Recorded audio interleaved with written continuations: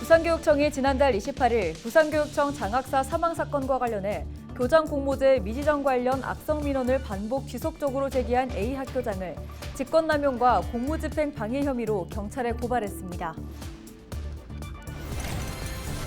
김재윤 금정구청장이 병환으로 세상을 떠나면서 금정구청장 재보궐선거가 10월 셋째 주 수요일에 치러집니다. 지역 정가에선 많은 후보군들이 출마 채비를 하고 있는 것으로 확인됐습니다. 민선 8기 전반기가 끝나고 후반기가 시작됐습니다. 교통인프라 확충과 일자리 정책에 집중하고 있는 기장군수를 만나 이야기를 들어봤습니다.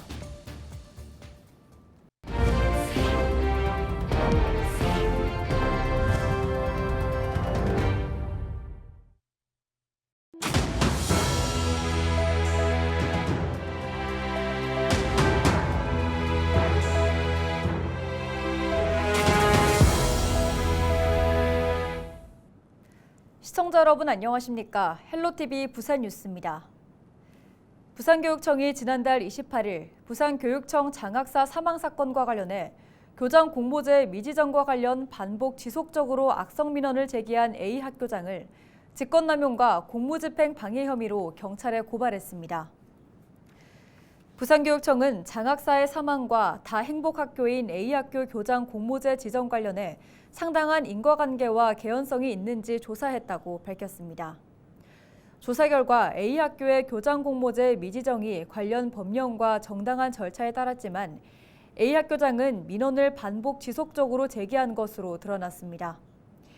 A학교장은 총 6차례에 걸쳐 교육청 사무실로 전화를 걸어 항의와 해명 답변을 요구했고 교원 인사과를 4차례 방문해 고압적인 태도로 직원들에게 모멸감을 준 것으로 확인됐습니다.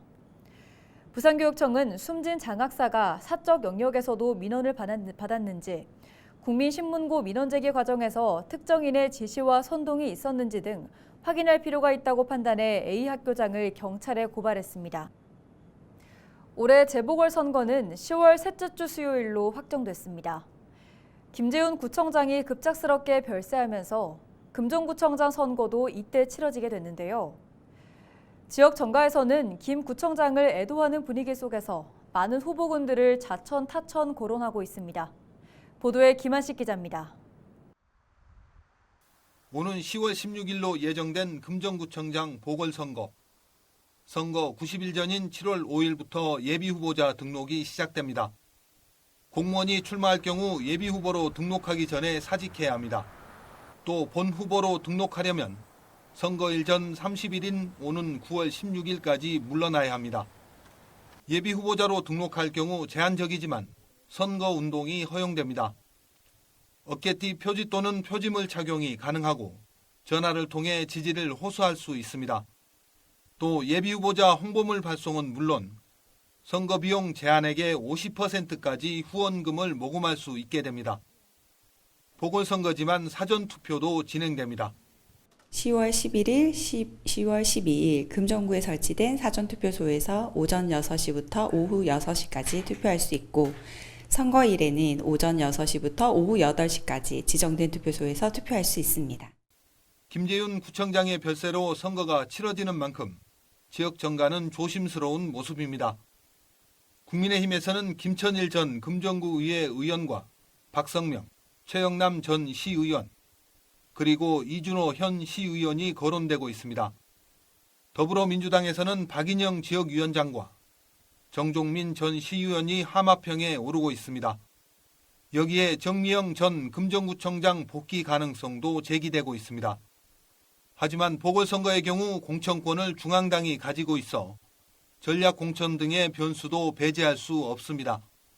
오는 10월 재보궐선거가 치러지는 곳은 현재 4곳, 부산 금정구와 인천 강화구는 보궐선거가, 그리고 당선 무효된 전남 영광군과 곡성군은 재선거가 각각 치러집니다.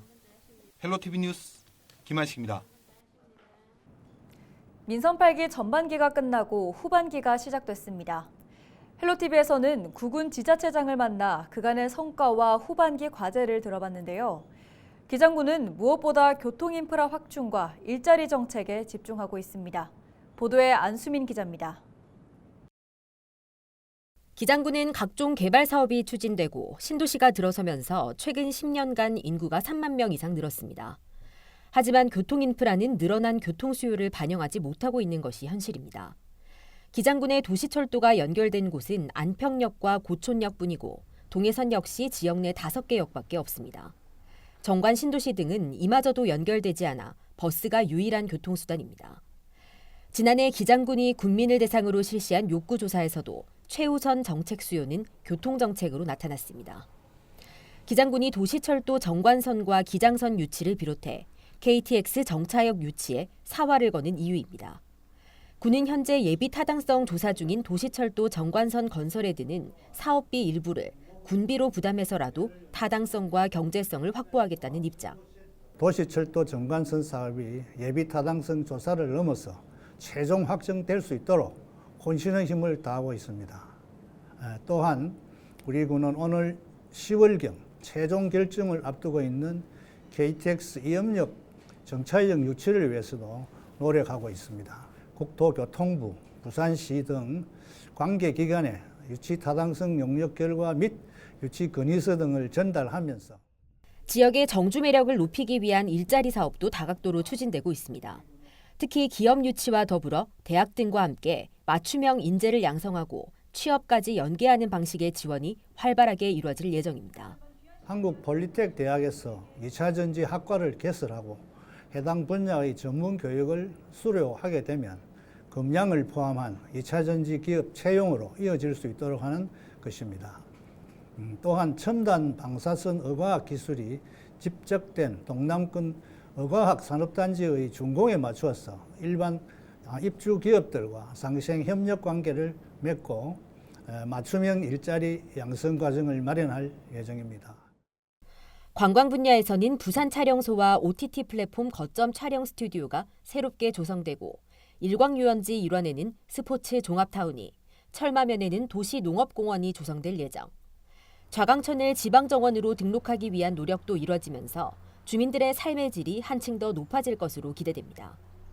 민선 8기 후반기를 맞은 정종복 기장군수와의 자세한 인터뷰는 오는 8일 저녁 9시 40분 헬로 이슈토크로 방영됩니다. 헬로TV 뉴스 안수민입니다.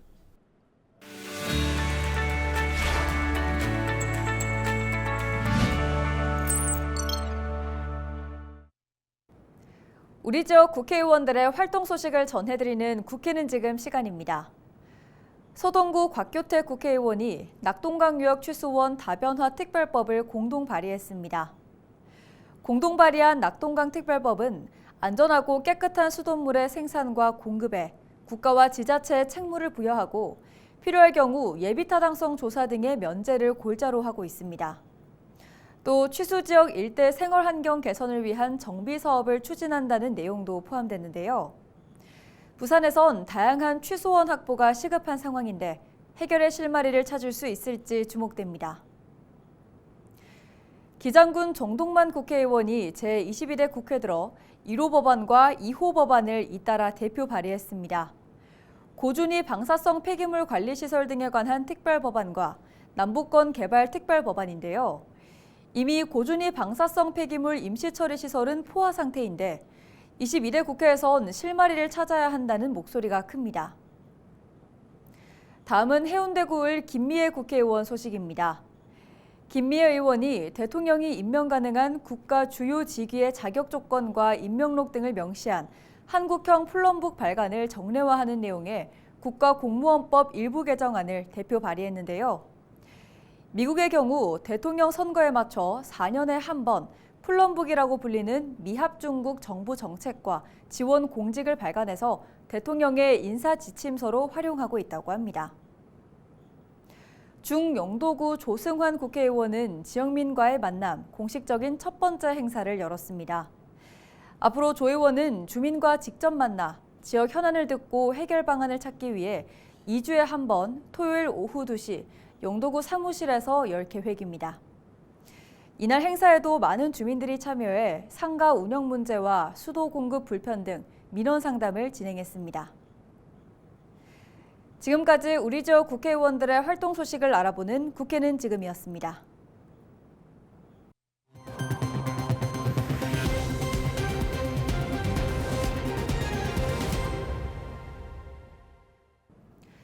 세이브 더 칠드런과 서울대 사회복지연구소의 2024 한국 아동 삶의 질 연구에서 부산이 아동이 살기 좋은 지역 1위로 선정됐습니다. 이번 연구에서 아동 삶의 지수가 가장 높은 곳은 부산이었고 세종과 대구, 광주, 울산 순으로 뒤를 이었습니다. 부산은 건강, 아동의 관계, 주거 환경 등 3개 영역에서 전국 지자체 중 가장 높은 점수를 받았습니다. 전국 언론노조 국제신문지부가 사주인 능인선언 사무국장을 사기 혐의로 경찰에 고발했습니다. 국제신문노조는 지난 5월 14일 매각과 경영자금 부족분 지급 등을 골자로 체결한 협약서를 사주 측이 일방적으로 파기했다는 주장입니다. 노조는 재단 측이 협약서 체결 당시 언급되지 않은 자구안을 이야기하며 경영자금 부족분을 지급하지 않는 등 협약을 이행하지 않고 있다고 비판했습니다. 또 능인선언은 조속히 국제신문을 매각하고 매각 전까지 책임을 다할 것을 촉구하며 연대와 투쟁, 민형사상 고발 등을 통해 대응하겠다고 경고했습니다. BNK 경남은행이 지난해 3천억 원대 횡령 사건과 관련해 은행 임직원들의 3년치 성과급 환수를 결정했습니다. 경남은행은 지난 1일 열린 이사회에서 2021년부터 2023년까지 지급된 성과급 중 일부 항목에 대해 환수하기로 결정했다고 밝혔습니다. 환수 예정 대상은 경남은행 소속 임직원 2,200여 명으로 회수 금액은 1인당 100만 원에서 200만 원 수준으로 알려졌습니다. 경남은행 노조 측은 노조의 동의 없는 성과급 환수는 있을 수 없다며 법적 대응에 나설 계획입니다. 한국해양과학기술원이 우리나라 군산해역에서 마약성 진통제의 대체약품으로 활용이 가능한 해양식물 플랑크톤에 속하는 와편 모조류 신종을 발견하고 고날록스 군산엔시스로 명명해 국제학술지에 발표했습니다. 한국해양과학기술원 신현호 박사 연구팀은 군산해역의 표층 해수 시료에서 독소 성분인 예소톡신을 생산하는 와편 모조류 신종을 발견했다고 밝혔습니다.